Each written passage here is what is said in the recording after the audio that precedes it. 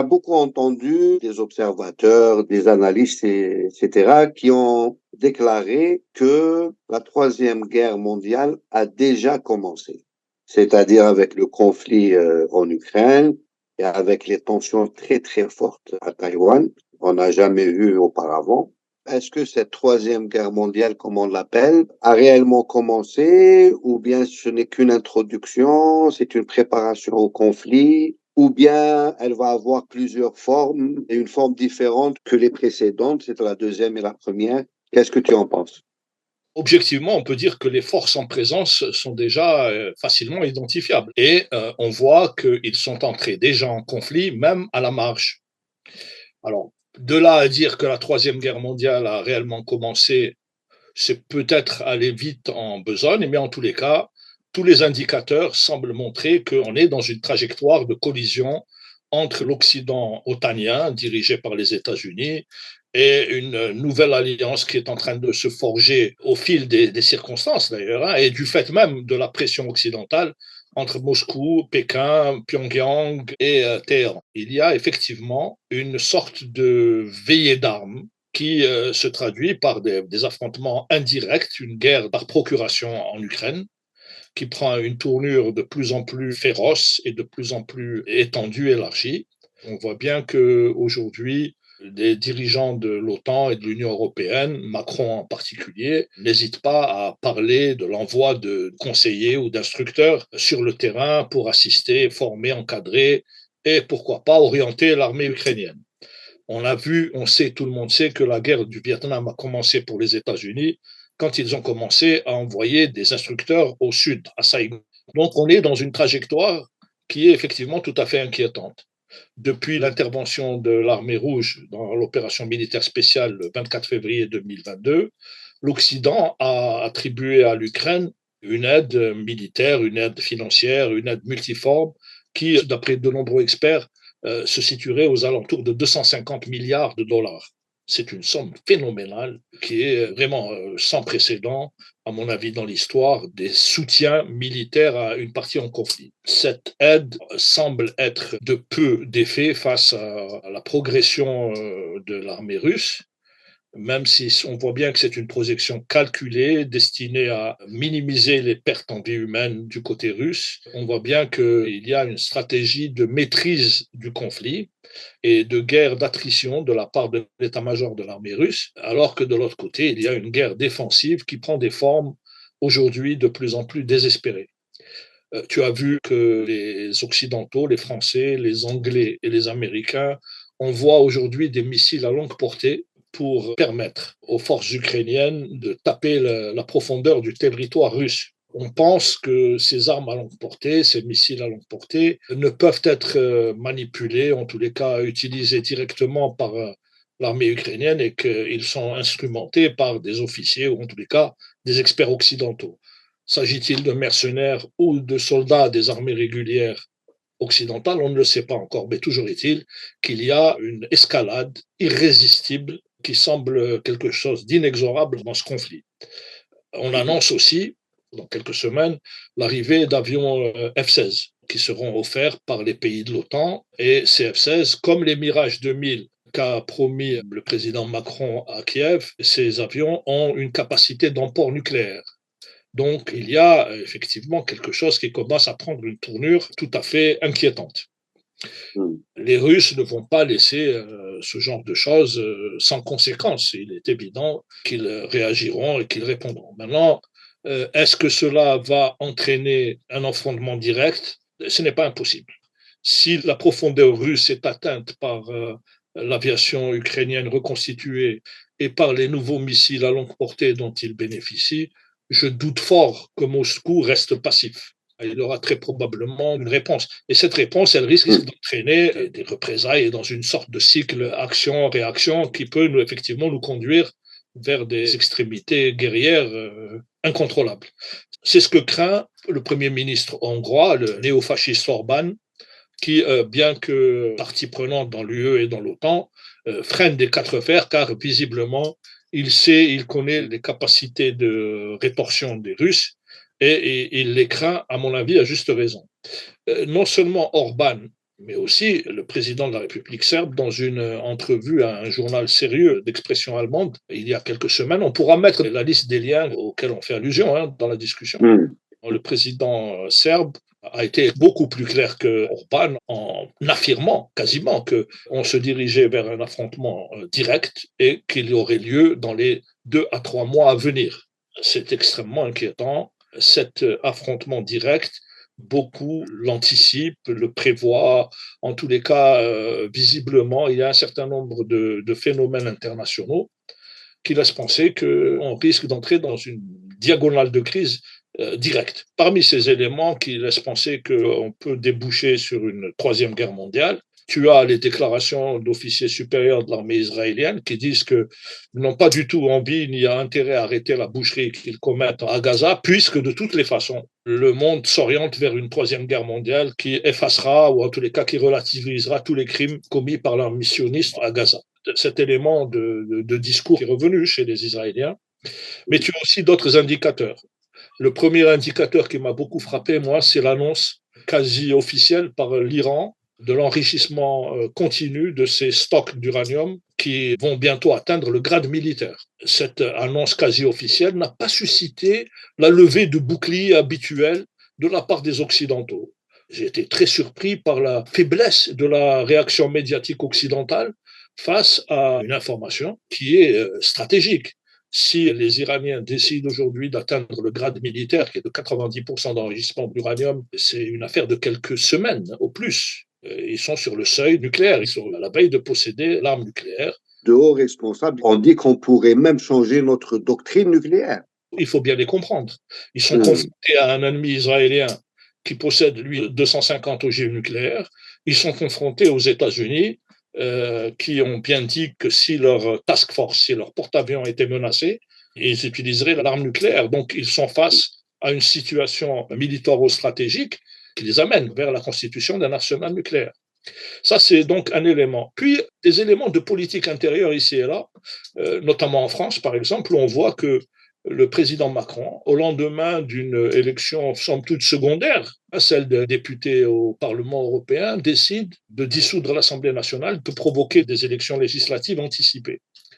Alors, beaucoup d'observateurs, au fait de la vie politique française, se sont étonnés de cette décision précipitée qui, objectivement, favorise les extrêmes fascistes.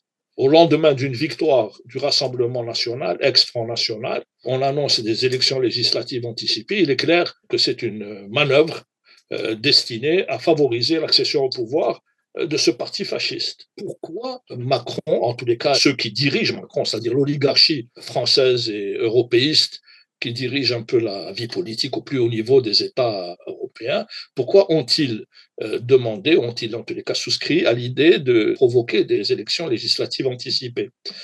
Certains pensent, et je crois qu'il faut prendre leur avis au sérieux, certains pensent que dans 3 ou 4 mois, la situation internationale ne pourra pas permettre la tenue d'élections législatives et qu'il est extrêmement utile pour le pouvoir politique français de se doter d'un exécutif autoritaire, fort et légitimé par les urnes. Donc, c'est, semble-t-il, en prévision d'une déstabilisation globale ou internationale ou d'une situation internationale particulièrement grave qui ne permettrait pas la tenue d'élections législatives que cette décision d'élection anticipée a été prise. Sur un plan peut-être plus anecdotique, compte tenu des enjeux et de la stratégie générale de la collision qui vient, on peut s'interroger aussi sur les raisons qui ont poussé le régime algérien à anticiper de 3 mois ces élections présidentielles. Beaucoup de gens se sont interrogés sur la nécessité ou sur l'utilité d'anticiper de 2 ou 3 mois ces élections présidentielles. Eh bien, c'est à peu près le même raisonnement qui se pose là. Peut-être que les Algériens, qui sont en général bien informés de ce point de vue-là, ils ont des contacts à l'Est et à l'Ouest qui leur permettent de collecter ce genre d'informations. Peut-être pensent-ils qu'il vaut mieux organiser des élections en septembre dans un contexte encore de stabilité internationale plutôt que de risquer de tenir des élections dans un climat de très grande instabilité, voire de très grande violence globale. Là, je ne parle pas de la violence à l'intérieur. Il y a un élément que tu as évoqué au début, c'est l'histoire de l'aide astronomique de 200 milliards de dollars pour l'Ukraine. Donc, tu as une coalition de pays qui ont aidé, donc les États-Unis en tête, bien sûr, mais tous les pays de l'OTAN. Il y a aussi une série de sanctions contre la Russie, donc action globale, solidaire. Mais on a tous remarqué que l'Occident essaie par tous les moyens d'empêcher ou de dénoncer l'aide éventuelle de la Chine à la Russie et l'aide de l'Ukraine à la Russie et l'aide de l'Iran à la Russie éventuellement. Moi, je réfléchis à cette histoire et je me dis, est-ce que c'est nous, on peut faire ce qu'on veut et eux, ils ne peuvent pas faire ce qu'ils veulent?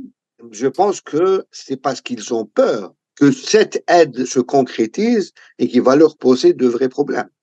Oui, oui, tu as raison. Ils ont bien sûr peur de l'apport des alliés de la Russie au conflit, de l'aide de ces alliés à l'armée russe, effectivement, risque de la booster significativement.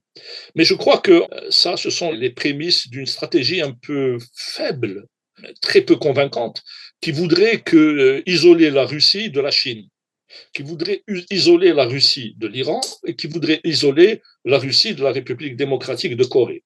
C'est une sorte de pas de clair, de démarche diplomatique sans lendemain. N'importe quel dirigeant chinois qui a un minimum de sens commun sait bien que dans la liste des cibles occidentales, après la Russie, il y a la Chine. Clairement, on le voit bien dans la montée progressive des capacités militaires américaines en mer de Chine méridionale. On voit bien les déclarations des conseillers à la sécurité nationale, même de l'ex-président Trump qui risque de revenir au pouvoir, et des démocrates actuels qui multiplient les accords d'installation de bases militaires aux Philippines, un peu partout en Indonésie, là où ils peuvent. Quoi. Et il y a eu l'idée d'envoyer l'intégralité du corps des Marines, donc la deuxième armée américaine, en Asie. Et on voit bien aussi comment réagit la Chine, de manière à la chinoise, de manière intelligente, en tous les cas très significative. Hein. La présence de sous-marins nucléaires de dernière génération autour de Taïwan ces derniers jours est un signe de détermination des Chinois qui n'entendent pas se laisser conduire leur politique de réintégration de Taïwan par les Américains. L'objectif, effectivement, au-delà de la séparation, dans tous les cas, l'émiettement du front anti-occidental, c'est évidemment la pérennité de la maîtrise de l'Occident, de l'hégémonie occidentale sur le reste du monde. Ils veulent continuer à dominer par tous les moyens. Et le dernier moyen qu'il leur reste, ils n'ont plus les capacités économiques, ils n'ont plus les capacités démographiques, ils n'ont plus les capacités de créativité. Il ne leur reste plus qu'un seul avantage comparatif, si tu veux, c'est leur puissance militaire. Ils n'ont plus que ça pour affirmer le maintien de leur prédominance sur le plan international. C'est une entreprise désespérée qui risque de coûter très très cher à l'humanité tout entière. Alors maintenant qu'on a un peu parlé de l'Ukraine, etc., il y a bien sûr le génocide à Gaza. Nous assistons à un génocide en direct, une destruction absolument inédite des infrastructures. Tout est bafoué, il n'y a plus de droit international, il n'y a plus de loi, il n'y a plus de règles, il n'y a plus rien du tout. Tout est piétiné sous les yeux d'un monde totalement impuissant. Rien n'arrête ça, ni les condamnations, ni même le vote d'un cessez-le-feu du Conseil de sécurité, ni la Cour pénale internationale, ni la Cour internationale de justice. Le monde est vraiment atteint de paralysie. Comment expliquer ça? Oh ben, c'est la protection dont bénéficie le colonialisme israélien. Aujourd'hui, elle s'affiche au grand jour. On n'a pas besoin de grandes analyses ou de grandes entreprises de dissection des relations entre l'Occident et Israël pour arriver à comprendre ce qui fait que cet État colonial bénéficie de ce soutien absolument total, illimité, inconditionnel de la part d'Occident. Quelqu'un m'avait dit il y a quelques jours, c'est les États-Unis d'Israël. En effet, aujourd'hui, la protection américaine est telle qu'on peut difficilement faire le distinguo entre la stratégie générale des États-Unis et celle d'Israël. On a totalement l'impression qu'Israël fait partie intégrante des États-Unis. C'est une sorte d'État autonome, hors sol, mais qui bénéficie d'une couverture militaro-politique illimitée. Alors évidemment, face à la puissance, à la toute-puissance des lobbies israéliens aux États-Unis, rien ne résiste. En Occident, en Europe, il y a, en plus de la puissance des lobbies, On le voit bien à travers les médias en France, par exemple.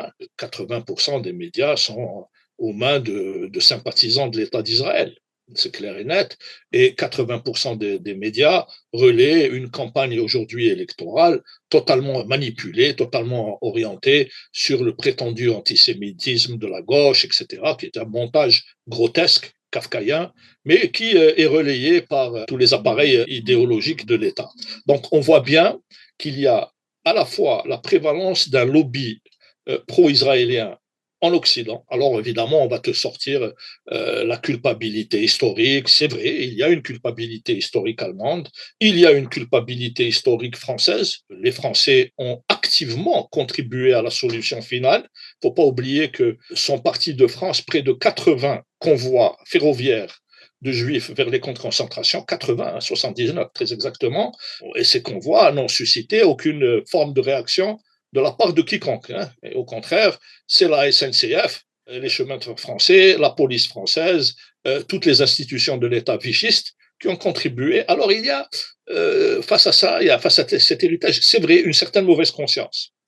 Mais à cette mauvaise conscience, eh bien, se greffer aussi quelque chose de nettement moins positif, d'encore plus négatif, c'est l'arabophobie, l'islamophobie, l'arabophobie occidentale liée à une histoire tourmentée, la décolonisation de la guerre d'Algérie, qui a été un trauma majeur pour toutes les droites colonialistes européennes, pas seulement françaises, contrairement à ce qu'on croit, pas seulement françaises. Les franquistes ont été très touchés par la décolonisation de l'Algérie. Il y a une espèce de conjonction, de fusion entre des forces qui furent autrefois antisémites et qui aujourd'hui se révèlent au contraire philosémites, mais arabophobes, et les soutiens traditionnels de l'État d'Israël.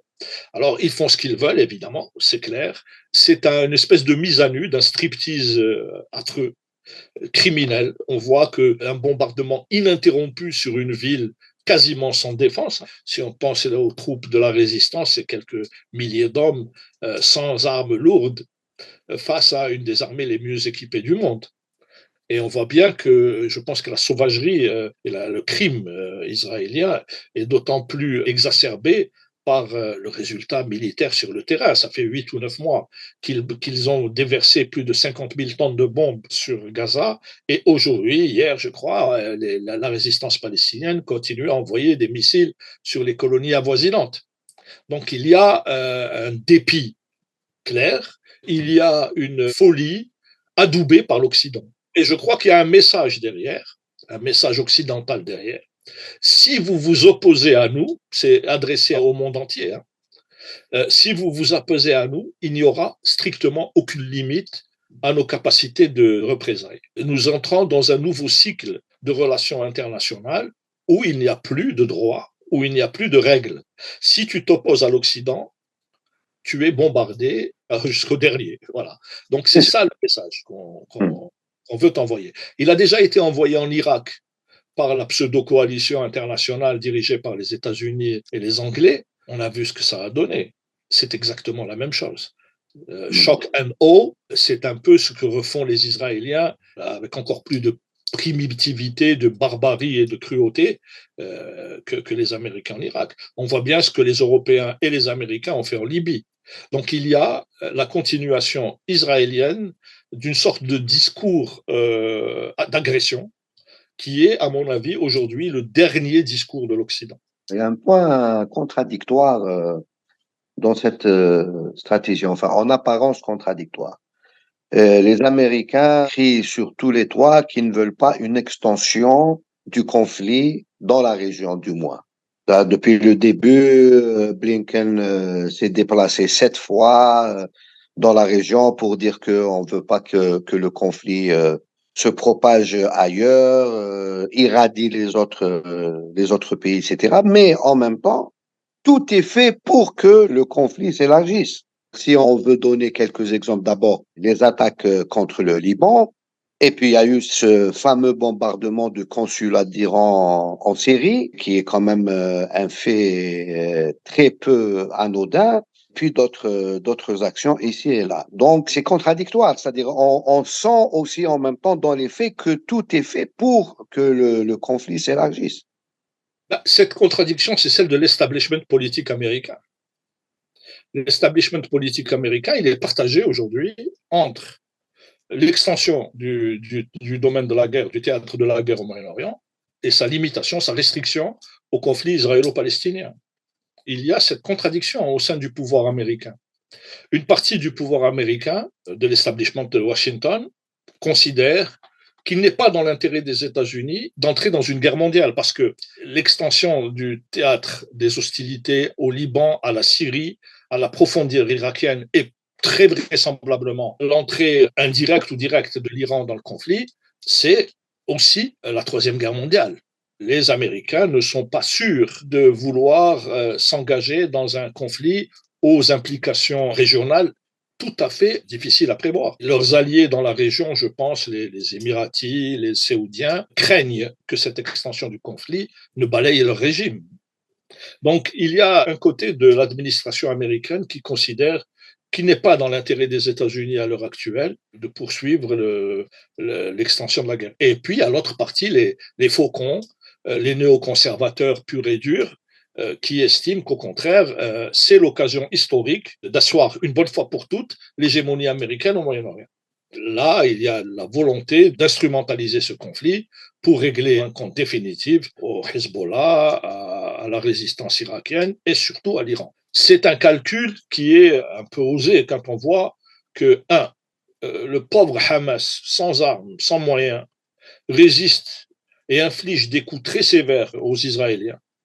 Quand on voit que les pauvres Houthis, les Ansar Allah du Yémen, sont capables de faire reculer le porte-avions Eisenhower et qu'ils continuent, malgré tous les bombardements anglo-américains, à envoyer des missiles sur les bateaux qui veulent aller en Israël. Donc on voit bien qu'on entre dans un champ où le rapport des forces n'est pas aussi clair qu'il semble au premier abord. Les capacités de réplique de l'axe de la résistance face à la puissance colossale des Occidentaux n'est pas à prendre à la légère. Cette contradiction, celle que tu mets justement en exergue, c'est cette contradiction au sein de l'establishment américain. Mais je pense qu'au fil de la dégradation de la situation sécuritaire en Israël même, je pense que les Israéliens vont finir par imposer la guerre totale. Là, on rentre dans un schéma qui peut entraîner des suites et des conséquences tout à fait majeures, tout à fait majeures.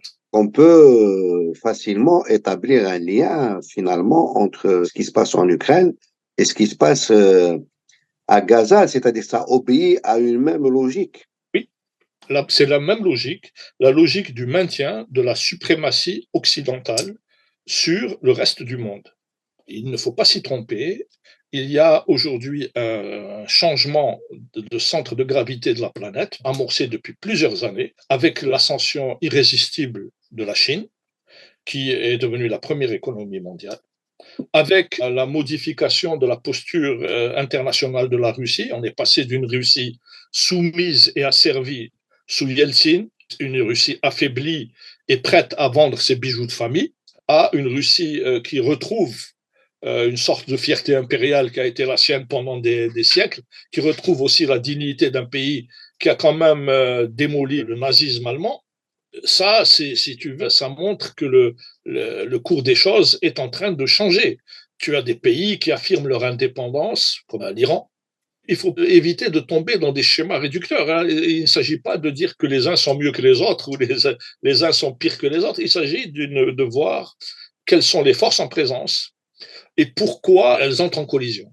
Les Occidentaux n'admettent pas de perdre la main sur les affaires de la planète. Ils conduisent le monde depuis 1492, ça fait 5 siècles ou plus que c'est l'Occident, grâce à sa violence organisée et à sa technique de guerre, qui dirige le monde. Cet état de choses est en train de changer.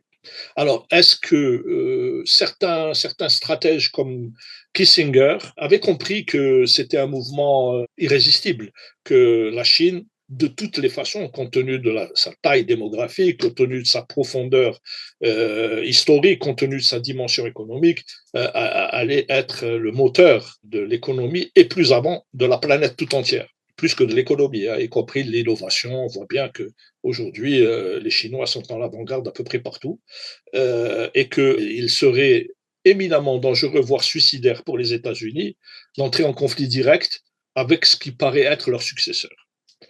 Kissinger avait même envisagé à un moment une alliance américano-chinoise sur le modèle de l'alliance aujourd'hui entre l'Angleterre et les États-Unis. L'Angleterre qui fut une puissance dominante et qui a transmis le flambeau aux États-Unis et qui se retrouve être le partenaire privilégié des États-Unis. Et Kissinger avait même envisagé ça pour son propre pays et pensait qu'il était dans l'intérêt des États-Unis de transférer le flambeau du leadership mondial aux Chinois, quitte à ce que les États-Unis continuent de jouer un rôle majeur dans les relations internationales, mais en laissant la primauté à la Chine.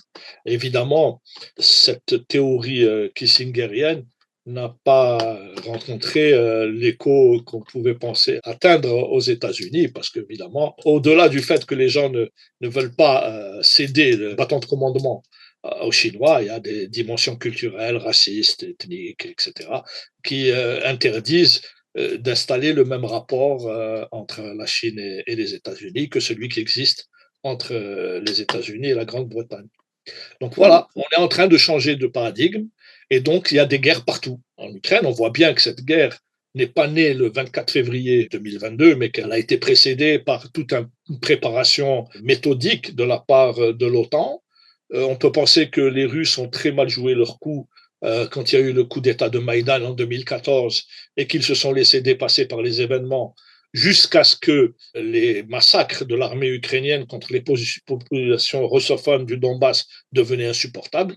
Là, on peut dire que les Russes ont mal joué leurs cartes, ont pris l'initiative d'apparaître comme des fauteurs de guerre. C'est possible, mais de là à absoudre les Occidentaux, il y a un pas que n'importe quel analyste honnête s'abstiendrait de franchir. Maintenant, effectivement, nous sommes à la veille de quelque chose de grave, c'est vrai, de dangereux. Espérons que la raison l'emporte, mais très franchement, quand on voit comment se passent, comment se déroulent les événements aussi bien sur le terrain ukrainien que sur le terrain palestinien, que en ce qui concerne Taïwan, on peut penser qu'on a tous les ingrédients pour un conflit majeur. Ça a culminé avec cette histoire d'Ukraine et de Gaza dans le sens où les acteurs, les différents acteurs de la planète sont identifiés de plus en plus clairement et c'est l'expression d'une nouvelle dynamique du monde.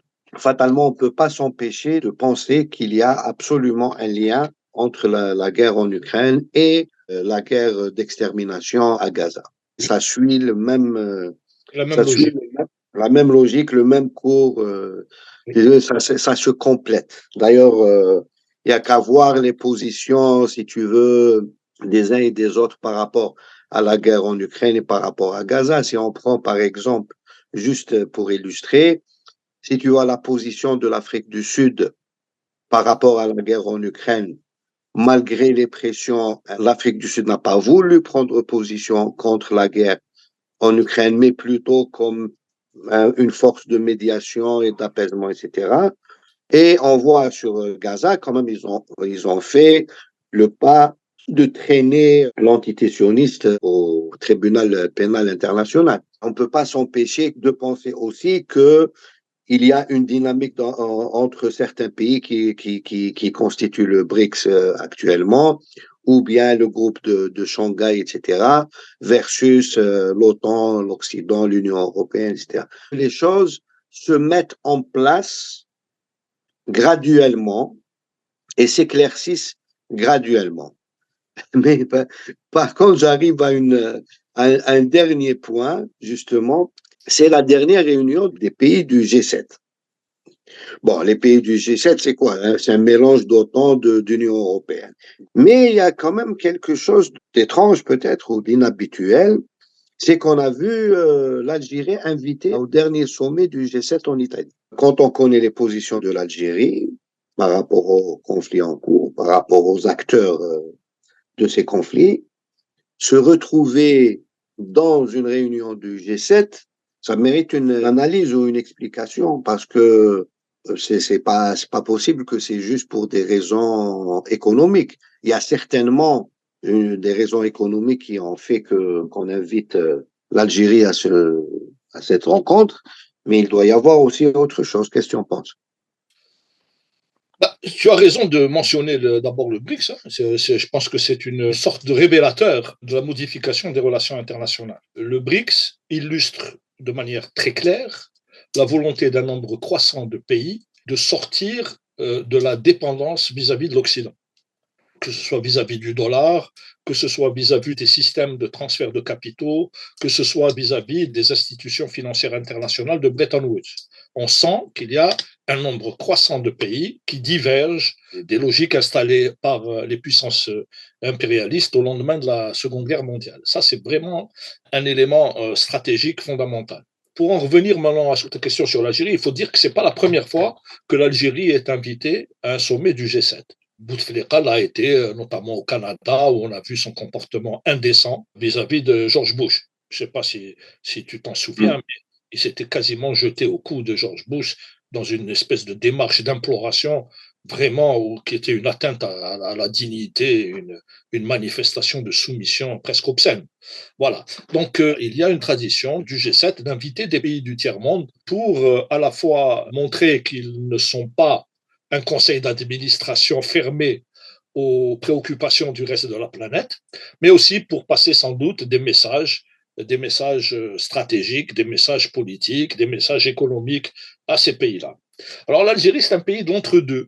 C'est un pays qui a, on le sait, un accord de sécurité et de défense stratégique avec la Russie. Cet accord est du même niveau que celui de la Russie avec la Syrie, donc ça implique une grande coopération sur le plan militaire et stratégique. Mais l'Algérie, c'est aussi un pays qui tient à garder des relations avec l'Occident dans cette démarche traditionnelle de non-alignement. On voit bien qu'aujourd'hui, la voix du pays ne compte plus beaucoup sur le plan international depuis la sale guerre, depuis le coup d'État militaire, depuis tout ça, depuis le retrait complet organisé par Bouteflika de la diplomatie algérienne de la scène internationale. On se souvient même que Bouteflika avait fait adhérer l'Algérie à la francophonie, c'est-à-dire la régression de la position autonome de l'Algérie sur la scène internationale.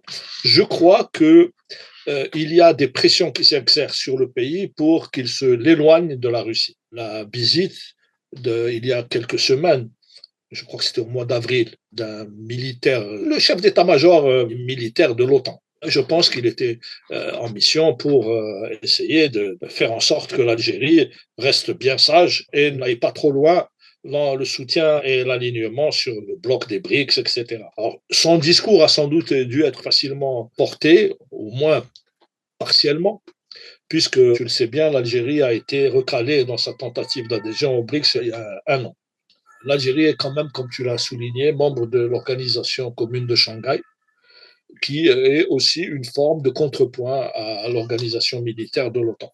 Donc, je pense que les Algériens aujourd'hui, le régime algérien tente, malgré sa nature profondément néocoloniale, mais ça on en parlera plus tard, le régime algérien tente de jouer une sorte de partition non alignée, à mi-chemin entre Moscou et Washington, à mi-chemin entre Pékin et Washington. Donc il y a un jeu algérien qui, à mon avis, est correct. La position de l'Algérie, c'est de ne s'aligner sur aucun bloc, et c'est une des traditions nationales, même si cela n'empêche pas du tout que l'on exprime des postures anti-impérialistes, anticolonialistes, et de soutien à toutes les causes justes à travers le monde. Donc, c'est pas du tout contradictoire. On peut être non aligné et anti-impérialiste. Donc, avoir une politique autonome, une politique indépendante. Alors aujourd'hui, face à cette situation, l'Algérie, en tant que pays, est visiblement l'objet de manœuvres importantes. Tu as bien vu ce qui se passe en Libye, ce qui se passe au Niger, ce qui se passe au Mali, et même au Burkina Faso, plus la Mauritanie, n'est pas innocent. On voit bien que aujourd'hui, le Maroc est un allié inconditionnel d'Israël. Hier ou avant-hier, il y a une demi-douzaine de C-130 de l'armée marocaine qui ont atterri sur un aéroport israélien. C'est certainement pas pour amener de la pastille. Hein. Donc, voilà. Donc, il y a autour de l'Algérie la constitution d'un arc de crise extrêmement violent où l'identification des partenaires n'est pas toujours simple. On a bien vu les putschistes maliens, soi-disant anticoloniaux, avoir une position assez violente en rejetant les accords d'Alger sur le règlement de la crise au nord du Mali. Ces gens-là font le jeu au objectif du colonialisme. Quand tu vois que le ministre des Affaires étrangères du Burkina a exprimé publiquement son soutien au plan d'autonomie marocain au Sahara occidental, il y a de quoi se poser des questions. Donc, il y a incontestablement une sorte de recul et d'affaiblissement de la diplomatie algérienne régionale. Hmm. Il y a aussi un jeu qui n'est pas très clair de la part des Russes dans la région. On voit bien qu'ils ont soutenu le maréchal Haftar, qui est un agent de l'impérialisme connu, qui était un opposant à Kadhafi, mais aussi une sorte de dictateur militaire de son propre style, et qui a bénéficié du soutien de Wagner, aujourd'hui Africa Corps. Donc il y a un jeu russe en Afrique. On comprend bien que les Russes veulent tailler des croupières aux Français dans leur précaré, dans ce qui fut leur précaré. Mais ce jeu russe me paraît ne pas toujours correspondre aux relations internationales de ces pays-là avec leurs voisins du Maghreb. La position malienne aujourd'hui vis-à-vis du conflit au nord Mali n'est pas une position constructive, incontestablement. Penser qu'on peut régler militairement la question des Touaregs et de l'injustice qu'ils subissent depuis longtemps n'est pas acceptable. Il faut donc faire revenir tous ces gens à une table de négociation. Et là, les Russes ne semblent pas jouer cette carte-là. Voilà. Donc, nous sommes, nous, Algériens, dans une posture, et particulièrement nous autres qui sommes des critiques du régime algérien pour ces exactions, ces dépassements, ces atteintes aux droits de l'homme, ces empiétements insupportables sur les libertés publiques. Aujourd'hui, nous sommes dans une posture un peu difficile parce que on voit bien que les critiques qui sont adressées à l'Algérie et au régime par exemple, l'extrême droite française, hein, vous avez bien vu les déclarations de ce Driancourt, une sorte d'ambassadeur aigri et revanchard, et amplement relayé par les médias oligarchiques français. On voit bien que sous couvert d'attaque contre le régime, on voit bien que c'est l'Algérie elle-même qui est menacée, que c'est le peuple algérien qui est mis en cause. C'est l'histoire de l'Algérie qui est questionnée. C'est sa posture politique historique qui est visée. Donc aujourd'hui, la critique du régime, même si elle doit se poursuivre, doit intégrer cette dimension de stratégie. On ne peut pas verser dans le soutien aux ennemis du peuple algérien et aux ennemis de l'Algérie au nom de notre engagement pour la liberté, les droits de l'homme et la démocratie. Voilà. Et donc c'est une posture un peu difficile à tenir. Mais les choix politiques sont toujours comme ça. Il n'y a pas de choix simple entre le bien et le mal, le beau et le laid, le juste et l'injuste. Et il faut faire au mieux en sachant, en tenant compte le fait que ce régime porte une responsabilité écrasante. Il affaiblit l'Algérie en étouffant les libertés, en réprimant la libre expression du peuple algérien, en interdisant tout débat. Il porte atteinte à la sécurité du pays. La sécurité du pays ne peut être conçue nulle part comme relevant seulement des appareils de défense. La sécurité fondamentale d'un pays, c'est sa stabilité politique, c'est la solidité de ses institutions, c'est la maturité de son peuple. Et le peuple algérien a montré qu'il était mûr, qu'il était un peuple mature et responsable. Il appartient au régime aujourd'hui de bien se rendre compte de cette réalité. Car en cas de difficulté, en cas de situation adverse, ceux qui défendra l'Algérie avant tout, c'est le peuple algérien tout entier.